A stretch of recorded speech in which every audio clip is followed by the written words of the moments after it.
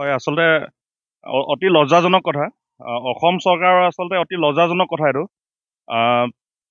আজি অলপ দিনৰ আগত যি মানে আপোনাৰ তিৰু হিলছ বনাঞ্চলখন ইতিমধ্যে মানে সিহঁতে 90% মাটি দখল কৰিলেই।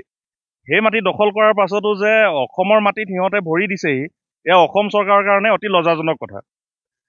সেইদিনা যোৰহাট জিলা প্ৰশাসনৰ কেইজনমান বিষয়া কিবা গাড়ী চোৰ নে কিবা চোৰৰ সন্দৰ্ভত মানে আপোনাৰ ইয়াচাং চি বস্তিলৈ গৈছিলে। সেই তালৈ যাওঁতে সিহঁতক যিখিনি হাৰাশাস্তি কৰিলে, সেই হাৰাশাস্তি কিন্তু প্ৰত্যুত্তৰ দিব নোৱাৰিলে আমাৰ অসম চৰকাৰে। অসম গৃহ বিভাগে প্ৰত্যুত্তৰ দিব নোৱাৰিলে নাগালেণ্ড চৰকাৰক। অতি লজ্জাজনক কথা এইটো। আৰু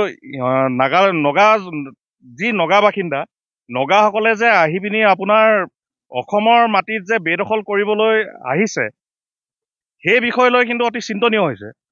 একচুৱেলি মোৰ ঘৰ পাহাৰৰ কিনাৰত। মোৰ কাৰণে আচলতে এইটো ভয় লগা কথা এটা, যে কাইলৈ আহি পিনি মোৰ ঘৰৰ বাৰীত যে সিহঁতে দখল নকৰিব, কোনো মানেই নাই তাত।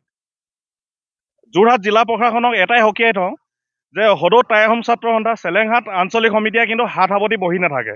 যদি এনেকৈ নগাই যদি এনেকৈ বেদখল কৰি থাকে, যোৰহাট জিলা প্ৰশাসনলৈ আমি বাট চাই নাথাকো। আমি গণতান্ত্ৰিকভাৱে আন্দোলন কৰিম। প্ৰয়োজন হলে আমি আইন হাতত উঠাই ল'ম, যদি জিলা প্ৰশাসনে কোনো ধৰণৰ মানে ব্যৱস্থা নলয়।